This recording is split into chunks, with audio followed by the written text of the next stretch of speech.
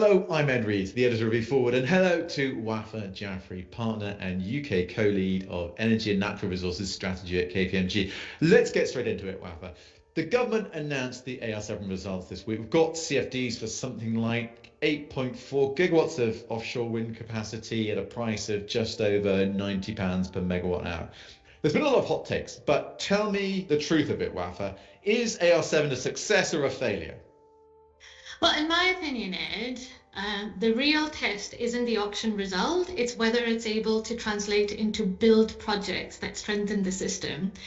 Now, that very practical and careful statement aside, what we have seen is a real commitment from government to double the budget and essentially revive the offshore wind industry in the country. It also shows that CFDs can continue to attract investment, which for me feels like a personal victory, given that I was a part of the team that designed the mechanism to unlock investment in the sector. So a massive, massive win for the industry, but also a massive challenge from a delivery perspective. And so when we talk about delivery, what do we actually mean? Well, Ed, in the past, we've seen from the previous auctions that some of the contracts have been handed back. Given the push that we've had from government in the changes to AR7, in the run-up to AR7, the changes to the contract, the longer length of the contract, etc., the doubling of the budget, it is now really up to industry to deliver on these in order to ensure that there is a future trajectory and a future build for offshore wind industry. So what about prices? The prices that we saw coming through from AR7, the strike prices, seem higher than what we're currently seeing. What does that mean for us and for what is to come? I think there are two parts to that, Ed. One is, the day-ahead prices, right? And that's one of the arguments that seems to get quoted the most, that the AR7 price is a lot higher than the day-ahead price. And if we take a step back, that's not quite the measure that we should be using for long-term when we're looking at new capacity. And what we can compare it to, however, is the cost of gas, new build gas or new build nuclear, which are both well above the £100 a megawatt hour mark, right? So from that perspective, it does offer value for money, as well as long-term stability. I think the second thing that has been quoted quite widely has been around the fact that the prices have risen over the past couple of auctions. And I do want to clarify that, that's an industry-wide issue due to inflation, due to cost of financing, due to supply chain pressures. It's not just an offshore wind issue. We've seen that in gas, we're seeing that in nuclear. And it doesn't mean that, offshore wind has suddenly become uneconomic. It's if you look at it from a value for money point of view, it is offering that long-term stability. It is offering that risk reduction and the resilience that our system really, really needs. And I suppose, look, I think all of these kind of parts, all these contracts have a part to play in achieving CP 2030, don't they? I think that's obviously, there's the driving influence behind the allocation rounds. But I think there's a real question there around delivery, right? I guess that coming back to that word around delivery. Do you think that the results from AR7, what do they mean for CP 2030? Is it still achievable? I think the auction goes a very long way in helping us get to the target. It definitely provides a lot of certainty for the industry and the investment and, sets us up well for AR8 as well. But I do think that there is a lot of uncertainty, where almost 5 gigawatts of the assets are not likely to be online, before 2030 or some even in 2031. The more important point here is that regardless of the outcome of offshore wind, whether we're going to meet the 43 to 50 gigawatt target that has been set by government, it is highly likely that we'll be using more gas than what is envisaged currently in the Clean Power 2030 Action Plan. With the gas prices now lower, it makes sense to use more gas to keep the bills down as we transition to a clean power system. So let's think a little bit more about gas, because obviously a lot of the sort of political debate has looked at the sort of the opportunities around gas and the part it's got to play.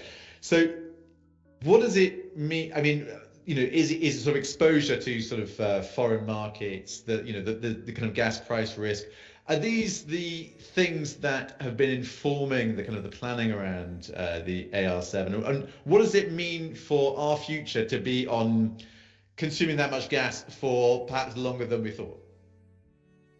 I do think gas will remain a very important part of the energy mix for the UK, right? A large part of resilience is diversification of resources.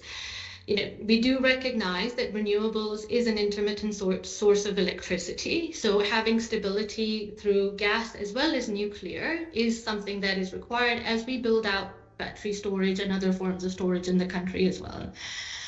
I think for the medium term, gas will continue to play a very important role in system resilience. And I think we need to change the narrative here a little bit because, using more gas is not a failure of decarbonization or not meeting the CP 2030 target. It is really a recognition of delivery timelines and the cost impact on consumers. And I do believe that decarbonization effort will fail without ensuring resilience on our systems or without taking our customers along on the journey. So I do think that from gas, it does have a very important role to play even in a decarbonized system. Sure, absolutely. And I suppose thinking about the kind of coming back to that question of sort of benefits and delivery, it feels like that's going to play a really important part in making the case for renewables, for offshore wind, and crucially for grid, right? To be able to build out the infrastructure that we need to move electricity to where we need it. Are we making the right progress to delivering the jobs that will go that way to kind of making the case for transforming the electrical system in the way that we're planning? Yeah, I mean, let's be honest here, Ed. Auctions don't build factories or create jobs. It's investment that does. Now, this auction itself has attracted about 22 billion of investment in the sector and just for building the asset. The real challenge, as you've outlined, is about delivering offshore wind at scale, which requires giga-level investment in ports, manufacturing, vessels, ensuring that we have the right skills to ensure that we have the jobs, as well as to maintain a sustained investment that is taking place across the UK, rather than just in these assets and the construction of these assets. So I completely agree with you. Alongside this, we need to have the investment in supply chain to make it sustainable. And looking ahead, right? It feels in some ways premature to say, look, we've had AR7. What about AR8?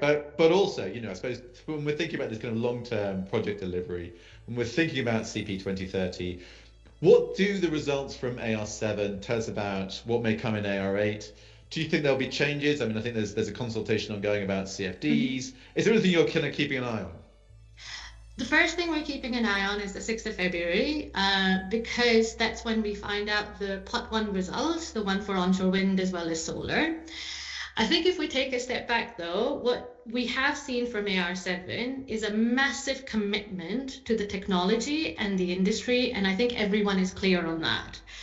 And if AR7 has been about restoring the confidence after a difficult period in our industry, AR8 will be proving that confidence translates into delivery. So industry, and what that means is that industry coming together to ensure that they are able to continue developing and converting that pipeline for the UK. Perfect. Wafa, thank you very much.